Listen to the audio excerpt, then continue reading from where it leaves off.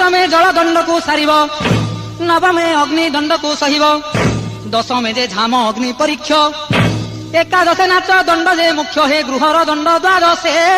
रमणी पारिबे भुकुतार भावे जे 13 रजनी दिवसे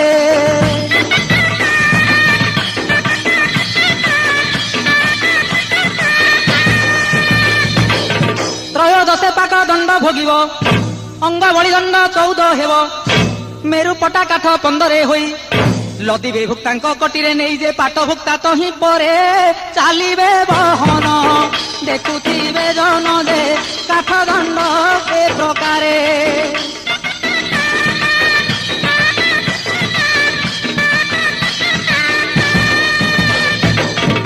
शुद्ध क्रियादंड 16 जान एपरी भुक्ता दंड नियम धन्य से भुकुता महाभकत